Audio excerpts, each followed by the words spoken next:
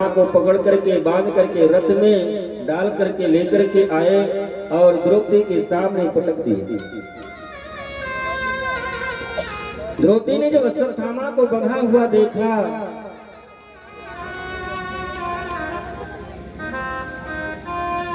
तो द्रौपदी अर्जुन से कहने लगी कि इसको छोड़ दीजिए। मुच्यता मुच्यतामीषु ब्राह्मणो नितरां गुरु, इसको आप छोड़ दीजिए। अर्जुन ने कहा कि ये हमारे पांच बालकों की हत्या की है, आपके पांच बेटों को मारने वाला ये है और आप कह रहे हैं कि ऐसे ही छोड़ दो इसको। द्रौपदी का हृदय देखिए कितना कोमल है, उसके 5 बालकों की हत्या अश्वत्थामा ने की है। द्रौपदी कहती है मारोदस्य जननी गौतमी पतिदेवता। पतिदेव, आप एक माँ के हृदय को आप नहीं समझ पाएंगे।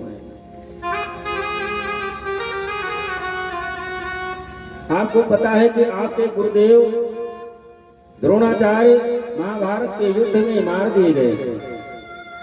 इसकी माँ गौतमी केवल अपने बेटे के सहारे ही जीवित है, और यदि आप इसको भी मार देंगे तो इसकी माँ गौतमी किसके सहारे जीवित रहेगी? उसका तो सहारा ही छीन जाएगा।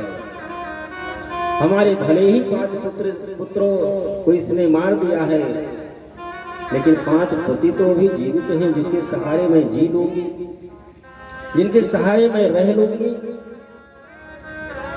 लेकिन इसके पिता पहले ही मारे जा चुके हैं, इसको मार दोगे तो इसकी माँ किसके सहारे जीवित रहेगी?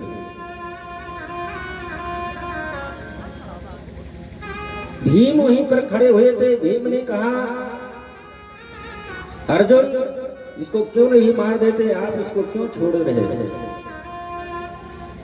आप क्यों नहीं मार देते?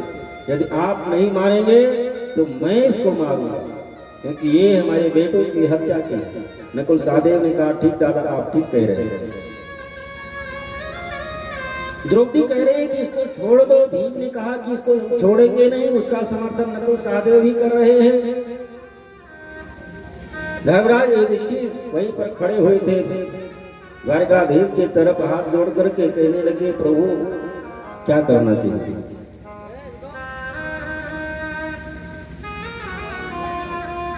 द्वारकाधीश भगवान कृष्ण ने कहा कि आतंक फैलाने वाले आतंकवादियों को पकड़ने के बाद में उसको न्यायालय और न्याय के लिए छोड़ना ही नहीं चाहिए, उसको तुरंत ही मार देना चाहिए। लेकिन अब पकड़ करके ले आए हैं तो महाराज अब न्याय जो कहेगा उसी के अनुसार काम करना पड़ेगा। तो अर्जुन हाथ जोड़ करके कहने लगे प्रभु क्या करना चाहिए, इसके साथ में क्या करना चाहिए, क्योंकि अब आपसे विद्वेष और बढ़ रहा है। भगवान कृष्ण ने कहा ब्रह्मबंधुर्न हन्तव्य,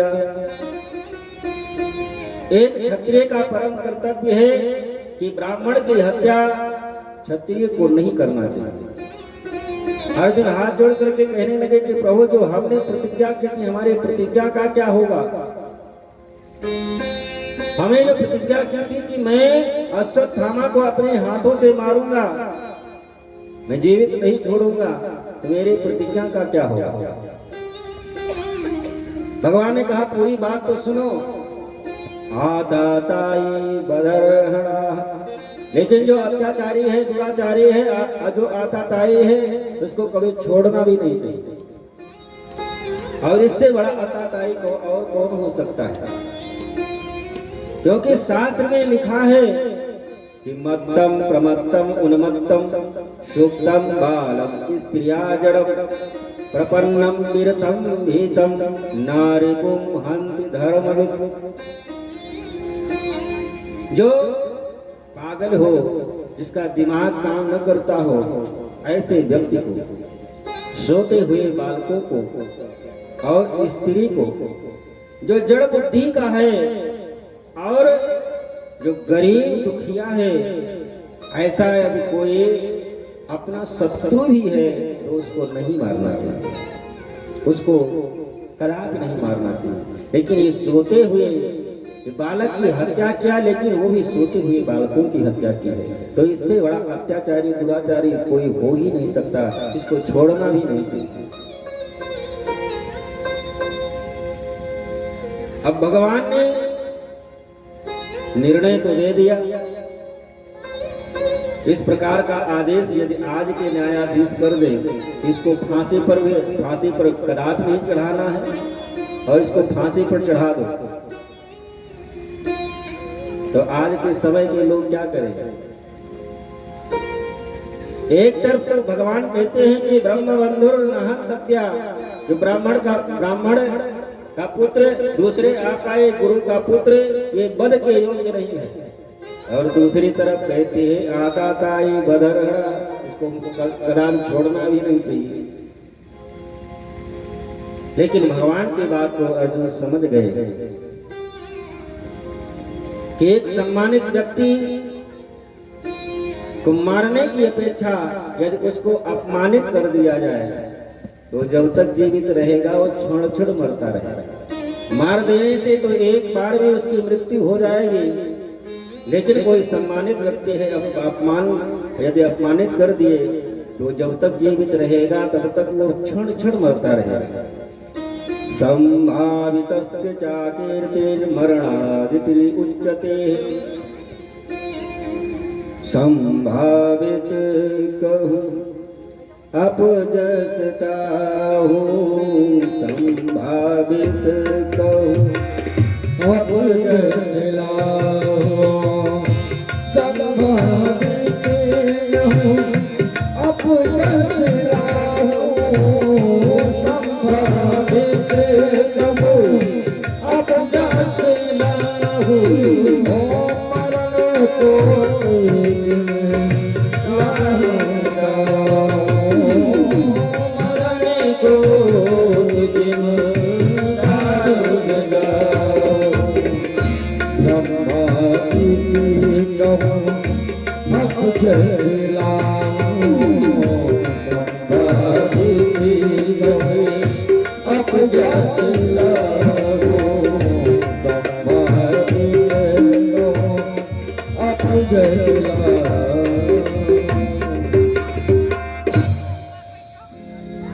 अर्जुन अश्वत्थामा को पकड़े, पटक करके उसके मस्तक पर जो मणि लगी हुई थी, मणि को निकाल लिए और घर से धक्का मार करके उसको भगा दिया।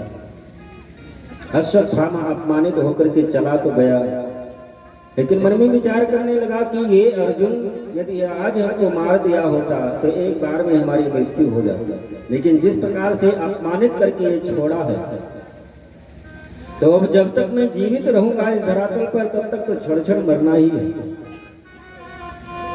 लेकिन मैं प्रतिज्ञा करता हूं कि इसके कुल खानदान, इसके वंश बीज को मैं ही समाप्त कर दूंगा। इन पांडवों को कोई पिंडदान देने वाला नहीं बचेगा। लेकिन फिर मन में विचार करता है कि पांच पुत्र थे, उनको तो मैंने मार ही दिया, अब तो कोई बचा ही नहीं। लेकिन फिर मन में आया कि जिस समय अभिमन्यु मारा गया था महाभारत के युद्ध में, उसकी पत्नी जो उत्तरा थी वो गर्भवती थी, उस बालक का जन्म होने वाला है, उस बालक को मैं गर्भ में ही समाप्त कर देता हूं।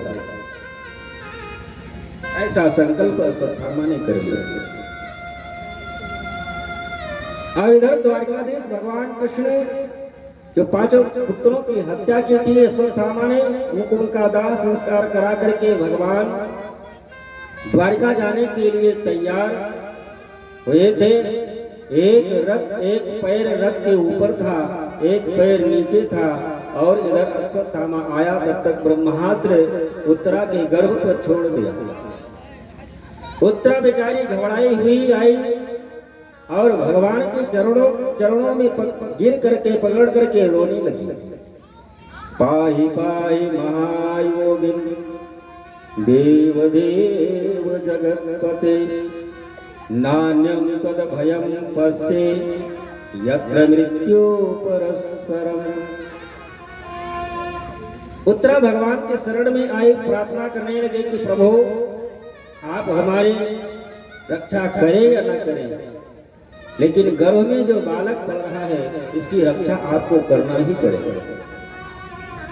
मैं आपकी शरण में आई हूं, आप हमारे गर्भ में जो बालक पल रहा है इसकी आप रक्षा करें, नहीं कुछ क्षणों में ये ब्रह्मास्त्र गर्भ में जो बालक पल रहा है इसको विनष्ट कर देगा। और प्रभु मैं अपने लिए आपसे प्रार्थना नहीं कर रही हूँ, मैं आपसे इसलिए प्रार्थना कर रही हूँ कि यदि ये गर्भस्थ जो बालक है ये समाप्त हो गया तो कल के बाद में आपका कोई नाम लेने वाला धरातल पर नहीं रहेगा। मैं आपके लिए आपसे प्रार्थना कर रही हूँ, क्योंकि लोग यही कहेंगे कि जिसके रक्षक स्वयं परमात्मा भगवान कृष्ण रहे, उन वंश का कोई बीज ही नहीं बचा, उस वंश का कोई बचा ही नहीं जो पिंडदान और तर्पण करने वाला हो। और भगवान तो स्वयं कहते हैं कि सनमुख होई जीव मोहि जवहि, और भगवान का तो संकल्प है जो भी सर्वस्व परित्याग करके सब कुछ छोड़ करके उस शरण में आ जाता है तो भगवान उसकी रक्षा उसी प्रकार से करते हैं जिस प्रकार से माँ अपने छोटे से बालकों की रक्षा करती है। सुनि मुनि तो सहरोसा भजहि मोहि तजे सकल भरोसा, करहु सदा तिनके रखवारी, बालक है रात महतारी। भगवान की तो प्रतिज्ञा है कि अपने भक्त की रक्षा भगवान उसी प्रकार से करते हैं जिस प्रकार से माँ अपने बालक की रक्षा करती है। ये बालक कहीं जाकर के अग्नि न छूटे, बालक कहीं जाकर के कहीं गड्ढे में न गिर जाए, माँ पास में लेटाए रहती है, कहीं पेशाब कर दिया तो उसको सूखे में लेटा करके स्वयं गीले में लेट जाती है। जिस प्रकार से माँ अपने छोटे से बालक की हर प्रकार से रक्षा करती है, उसी प्रकार से भगवान भी अपने भक्तों की रक्षा हर प्रकार से करते हैं, लेकिन उसके लिए भी भगवान ने शर्त रखी। सुनि मुनि तो ही कहु सारोसा भजहि मोहि तज सकल भरोसा। तो संपूर्ण भरोसा का परित्याग करके, जो संसार के संपूर्ण भरोसा का परित्याग करके हमारी शरण में आ जाता है, मैं उसकी उसी प्रकार से रक्षा करता हूँ जिस प्रकार से माँ अपने बालक की रक्षा करती है। द्रौपदी को भी जब बीज सभा में खींच करके दुशासन लेकर के आया तो द्रौपदी उस सबसे पहले अपने पांचों पांडवों पर भरोसा था, लेकिन पांडवों की तरफ जब देखे तो वो भी जब सर नीचा कर लिए तो द्रोणाचार्य, कृपाचार्य, भीष्म पितामह ऐसे जो वृद्ध थे, महारथी थे, उन पर भरोसा, लेकिन जब वो भी अपने सर को नीचा कर लिए, लेकिन द्रौपदी को अपने बाजुओं पर भरोसा था।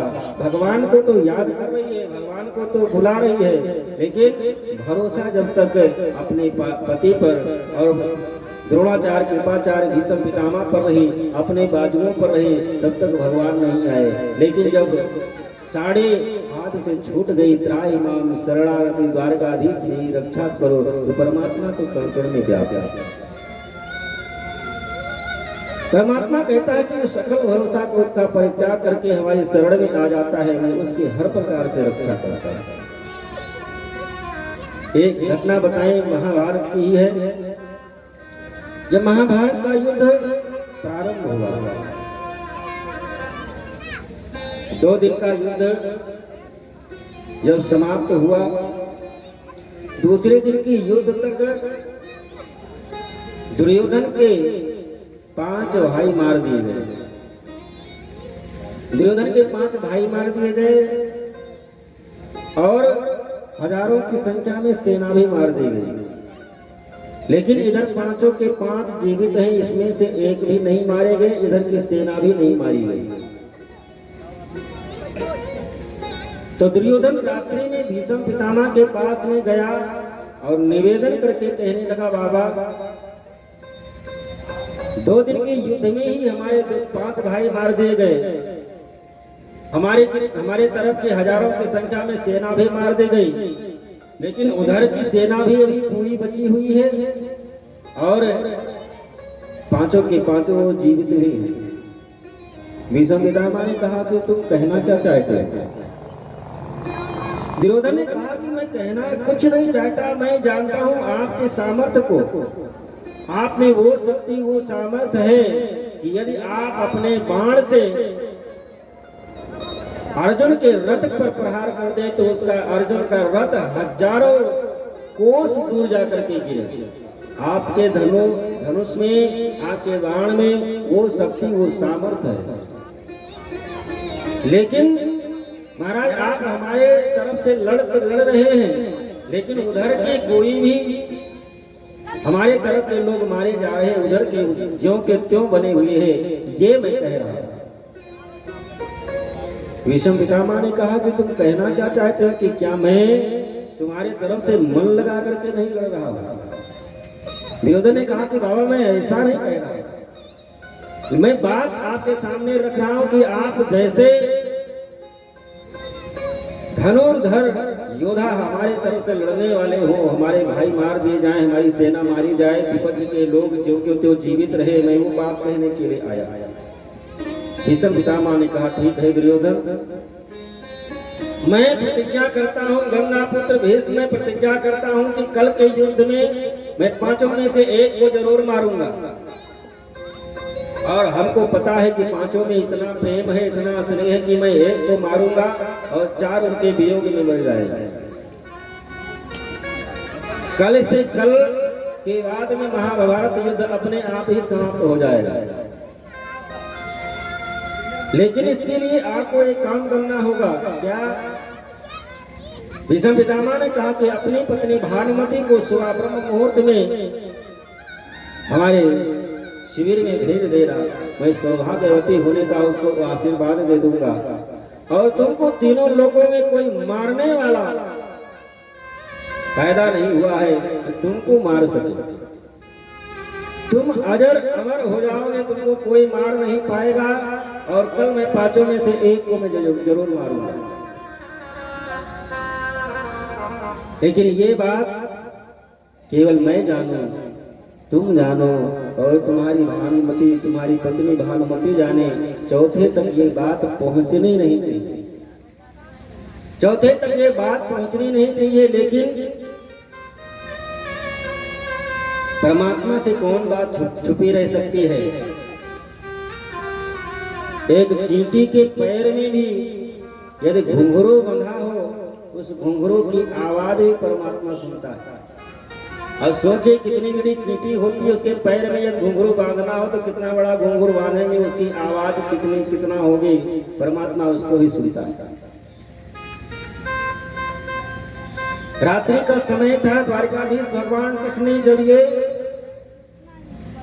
ज्ञात हुआ कि भीष्म पितामह ने प्रतिज्ञा कर ली है कल 5 में से एक को मारेंगे, और हमको पता है कि बाबा यदि 5 में से एक को मार दिए तो 4 उनके वियोग में मर जाएगा। और भीष्म पितामह ने जो प्रतिज्ञा कर ली उसको ब्रह्मा जी ने अपने लेखनी से लिख दिया, उसको कोई काटने वाला तीनों लोकों में है नहीं। बाबा की प्रतिज्ञा को कोई तोड़ने वाला तीनों लोकों में नहीं है। बाबा की प्रतिज्ञा टूटे वो शक्ति वो सामर्थ्य हमारे में भी नहीं है। मैं करूं क्या? द्वारकाधीश भगवान बहुत चिंतित हुए। रात में 11 बजे के समय अर्जुन के पास गए, अर्जुन के शिविर में अर्जुन को जगाए, अर्जुन क्या है कन्हैया, दिन भर युद्ध कराते हैं, इतनी टाइम कम से कम सो लेने दो, सुबह को युद्ध करना है, आप ही कन्हैया विश्राम कर लो। द्वारकाधीश भगवान कृष्ण ने कहा कि अर्जुन आपको पता है बाबा भीष्म ने प्रतिज्ञा कर ली है कल तुम 5 में से एक को जरूर मारेंगे। और तुमको पता है बाबा ने जो कह दिया वो तो होना ही है, उसको कोई काट नहीं सकता। और एक को मारेंगे, 4 उनके वियोग में मर जाओगे। कल से महाभारत का युद्ध समाप्त। अर्जुन मुस्कुरा करके द्वारिकाधीश से कहने लगे, कन्हैया तो मैं इसमें क्या कर सकता हूँ। द्वारिकाधीश भगवान कृष्ण ने कहा कि अर्जुन, मृत्यु की बात को सुन करके भी तुम मुस्कुरा रहे हो। मृत्यु तुम्हारे समीप है, सन्निकट है। तुम जानते हो कि बाबा की प्रतिज्ञा को कोई टाल नहीं सकता और तुमको हंसी आ रही है। अर्जुन ने कहा, कन्हैया तो मैं करूं क्या? तुमको कोई चिंता नहीं हुई? अर्जुन ने कहा कि वो तो हमारा काम ही नहीं है। हमारा जो काम है वो मैं कर रहा हूं और आपका जो काम है वो आप करें। द्वारकाधीश ने कहा, मतलब? अर्जुन ने कहा कि हमारा काम है आपका निरंतर चिंतन करना। वो मैं उठते बैठते सोते जागते 24 घंटा निरंतर मैं आपके चरणों का चिंतन किया करता हूँ, आपका ही स्मरण किया करता हूँ। एक भक्त का जो काम है वो मैं कर रहा हूँ और मैं 24 घंटा चिंतन मनन ध्यान आपका करता हूँ। वो काम तो चिंता करने का आपका है, चिंता करने का काम हमारा नहीं है। चिंता करने का काम आपका है। वो आप जाने कि बाबा कल क्या करेंगे और क्या नहीं करेंगे, वो हमारा विषय नहीं है।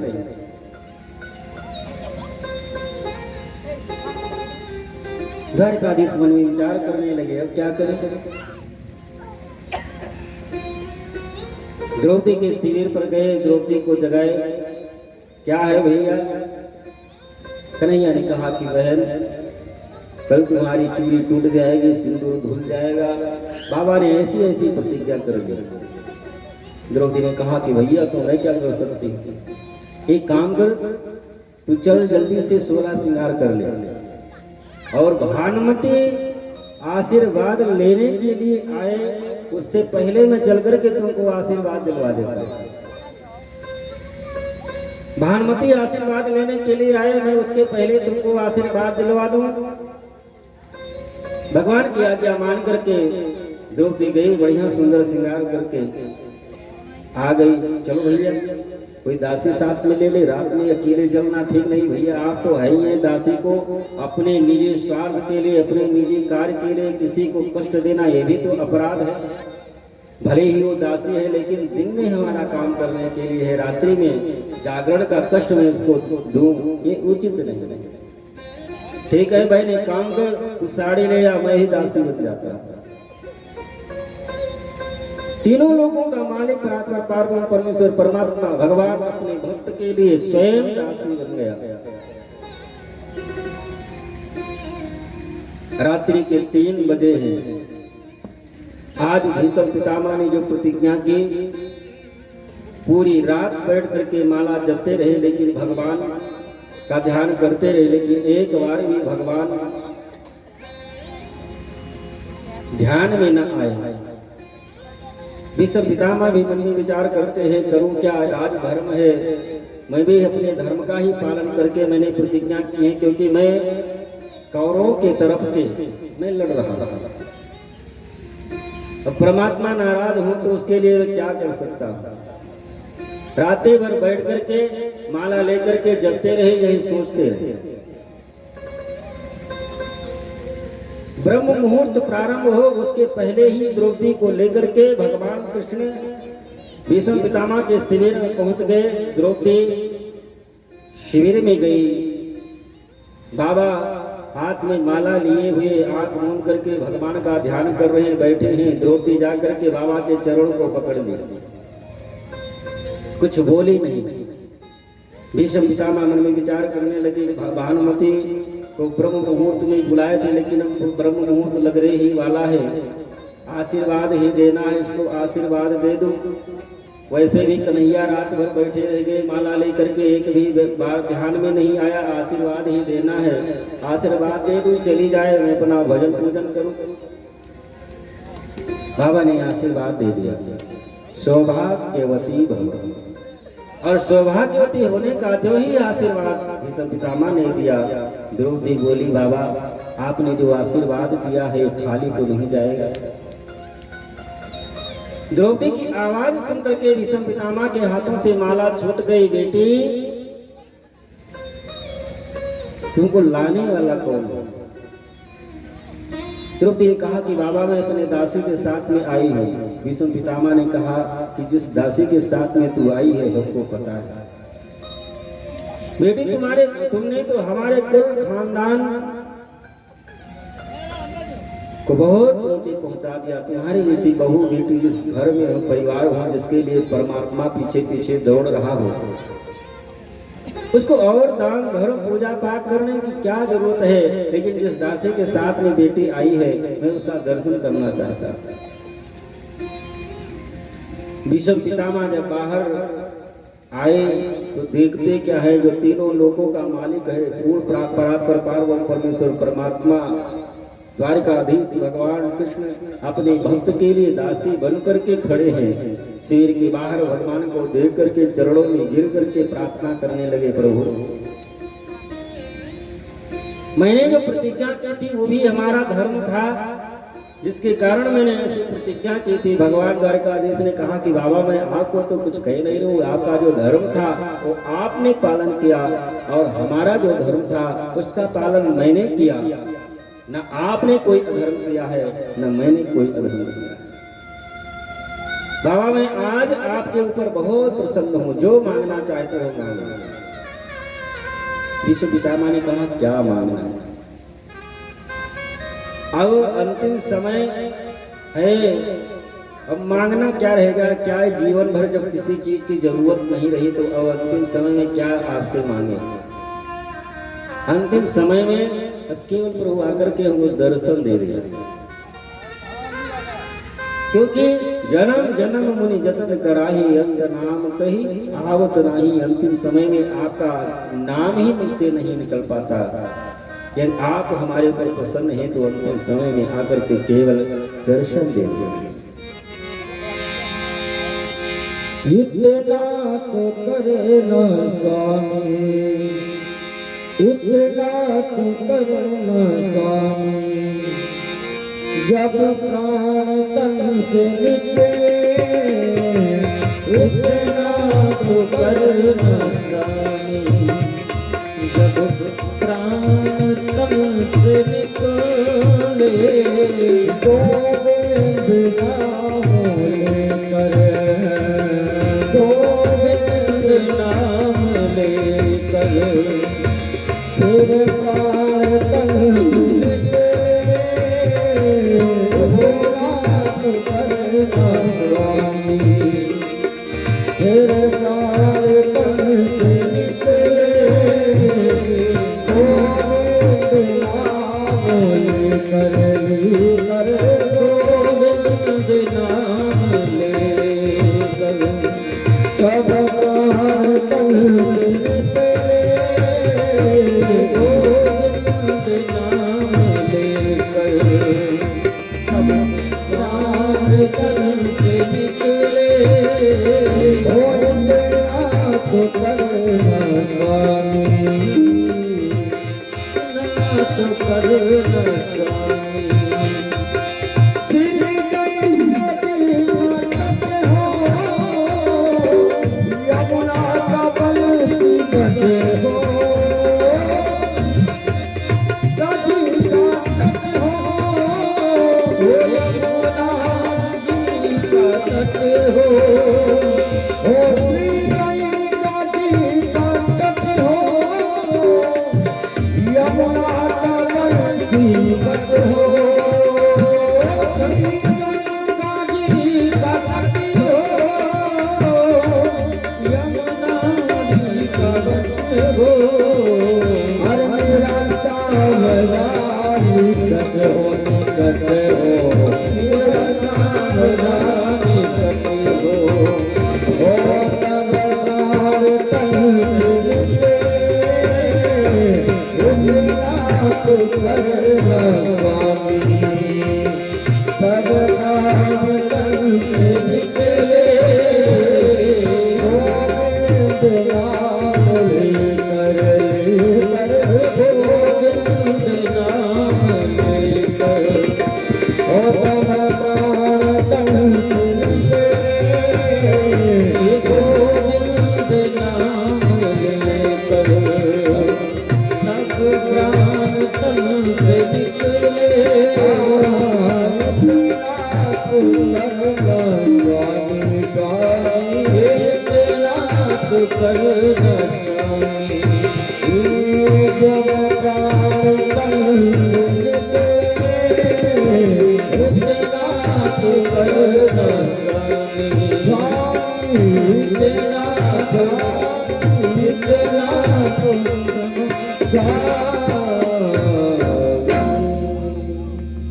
बोली भागवत भगवान की जय। उत्तरा भगवान के चरणों में पड़ी हुई है, भगवान से प्रार्थना कर रही है कि प्रभु ये हमारे गर्भ में जो बालक पल रहा है आप उसकी रक्षा करें। मैं अपने लिए आपसे प्रार्थना नहीं कर रही कि प्रभु आप हमारी रक्षा करें। ये बालक जन्म ले ले, उसके बाद में शरीर की कोई जरूरत नहीं है, तुरंत मृत्यु आए ले जाए। लेकिन यदि ये बालक जो गर्भ में पल रहा है यदि ये समाप्त हो गया तो प्रभु आपका नाम लेने वाला तीनों लोकों में कोई नहीं रहेगा।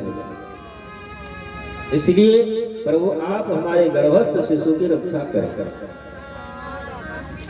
भगवान एक रूप में तो बाहर खड़े हुए मुस्कुरा रहे हैं और सूक्ष्म रूप धारण करके उत्तरा के गर्भ में प्रविष्ट होकर के और ब्रह्मास्त्र से उस बालक की रक्षा की। श्री सूत जी महाराज शौनकादि ऋषियों से कह रहे हैं कि महात्मा जो सौभाग्य उत्तरा को प्राप्त हुआ तीनों लोकों में, जो ऐसा सौभाग्य और किसी माता को नहीं प्राप्त हुआ। प्रहलाद की मां केवल प्रहलाद को अपने गर्भ में धारण करने का सौभाग्य प्राप्त की। ध्रुव की मां केवल ध्रुव को अपने गर्भ में धारण करने का सौभाग्य प्राप्त की। कौशल्या केवल राम को अपने गर्भ में धारण करने का सौभाग्य प्राप्त हुआ। लेकिन जो सौभाग्य आज उत्तरा को प्राप्त हो रहा है कि भक्त और भगवान दोनों को गर्भ में धारण करने का सौभाग्य जो था वो केवल उत्तरा को ही प्राप्त हुआ। जो भक्त और भगवान दोनों को एक साथ में अपने गर्भ में धारण किया। भगवान ने उत्तरा के गर्भ की रक्षा की और इसके बाद में अब द्वारिका चलने के लिए तैयार हुआ।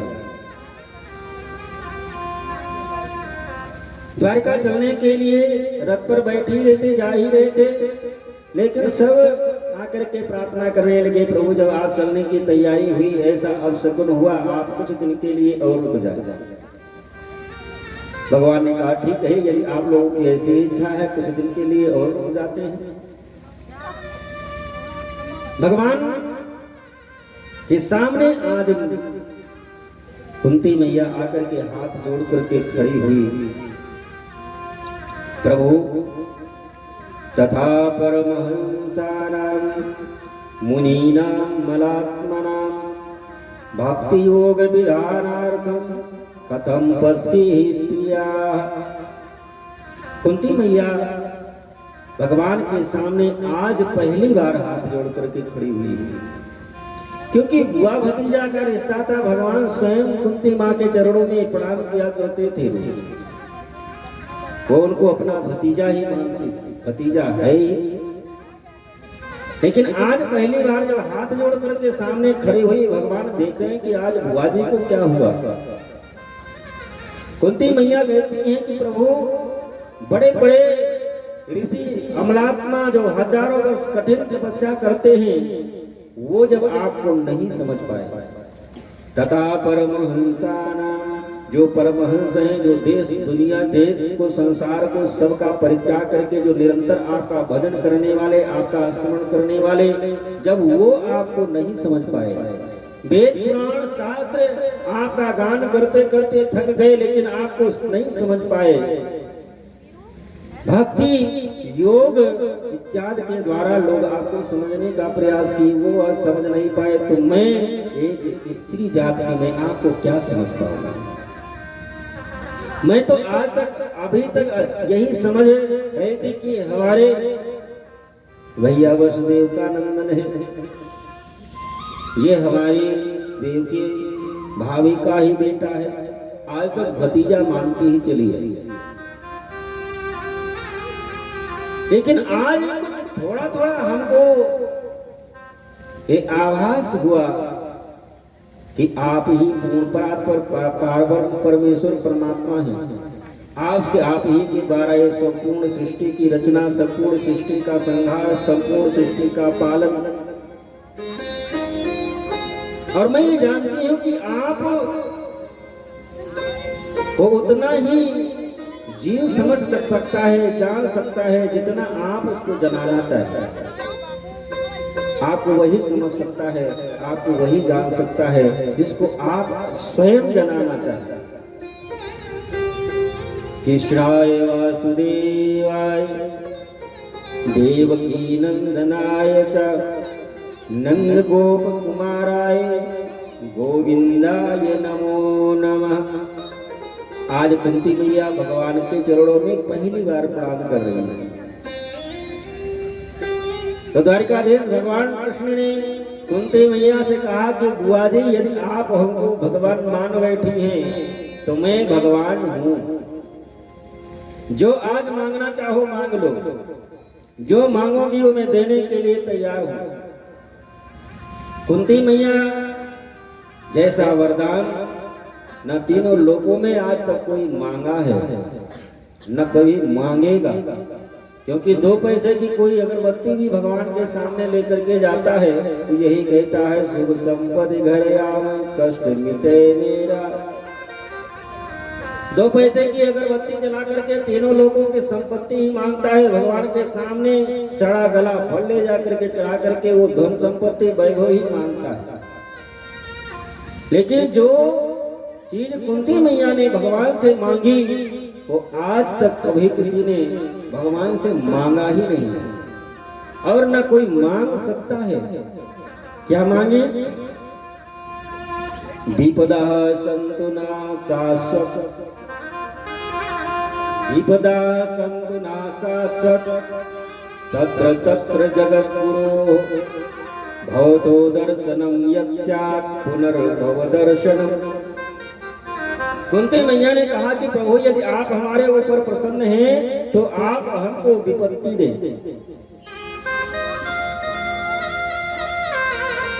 भगवान से विपत्ति कौन मांगेगा? कोई मांगता है? लेकिन कुंती मैया ने भगवान से कहा कि यदि आप प्रभु प्रसन्न हैं तो आप हमको विपत्ति दें। कन्हैया ने कहा कि बुआ जी, आपका दिमाग तो ठिकाने हैं, जन्म से लेकर के आज तक आप केवल कष्टमय जीवन ही तो आपने बिताई है। जन्म कहीं हुआ, पालन पोषण कहीं हुआ, जिस पति के साथ में तुम्हारा विवाह हुआ वो भी पांडु रोग से रोगी, पति का सुख नहीं। ये तो देवताओं की कृपा रही, जिसके उनके दुर्वासा महाराज की कृपा रही, जिनके मंत्र के प्रभाव से ये देवताओं के द्वारा 5 पुत्र का जन्म हुआ। नहीं तो और इन पुत्रों के जन्म लेने के बाद में भी इनको मारने का प्रयास दुर्योधन करता रहा। कभी लाचाग्रह में जलाने का प्रयास, कभी लड्डू में जहर मिला करके देने का प्रयास। बहु द्रौपदी को बीच सभा में खींच करके दुशासन लेकर के आया, खींच करके, यदि मैं ना पहुंच गया होता तो उसको नंगी करके बीच सभा में दुर्योधन अपने जंघे पर बैठा।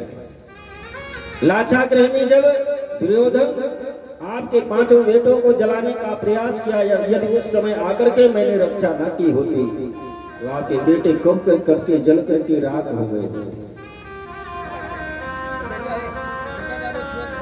जिस समय इनको 12 वर्ष का वनवास, 1 वर्ष का अज्ञातवास हुआ, उस समय भी दुर्योधन का पेट न भरा और दुर्वासा ऐसे ऋषि के साथ में 1000 महात्माओं को भेज दिया भोजन करने के लिए। यदि उस समय भी मैं आकर के भोजन की व्यवस्था न देखता, भोजन की व्यवस्था न देता, तो दुर्वासा के कोप से तुम्हारा परिवार कब का समाप्त हो गया। इतना बड़ा महाभारत का युद्ध जिसमें दुर्योधन के तरफ से लड़ने के लिए 18 अक्षौणी सेना उस समय आकर के यदि रक्षा न किए होते, बुआ जी जन्म से लेकर के आज तक तुम्हारा जीवन ही तो कष्ट में रहा, दुख में रहा, विपत्ति भरा पूरा जीवन, और आज मांगे भी तो विपत्ति मांग रही है।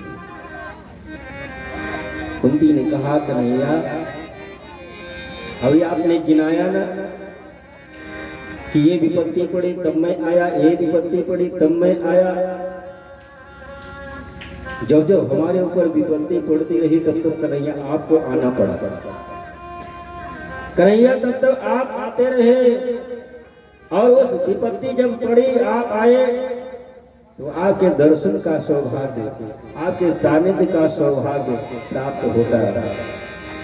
ना हमारे ऊपर विपत्ति पड़ती, ना हमारे ऊपर कष्ट पड़ता, ना तुम्हारा आपका दर्शन हो पाता, ना आपका सानिध्य प्राप्त हो पाता।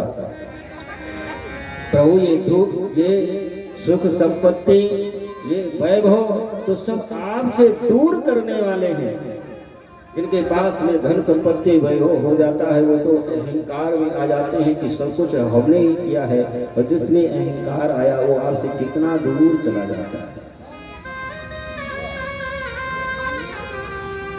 क्योंकि आपका स्मरण तो जब कष्ट पड़ता है तभी होता है, तभी हो पाता है। इसलिए प्रभु आप हमको विपत्ति दें जिससे आपका स्मरण बना रहे, जब तक ये जीवन आपका स्मरण निरंतर बना रहे। क्योंकि एक भक्त के लिए सबसे बड़ा सुख भगवान का स्मरण बना रहना ही है। कह हनुमंत विपति प्रभु सोई, जब तब सुमिरन भजन होई। कह हनुमंत विपति प्रभु सोई, जब तब भजन होई।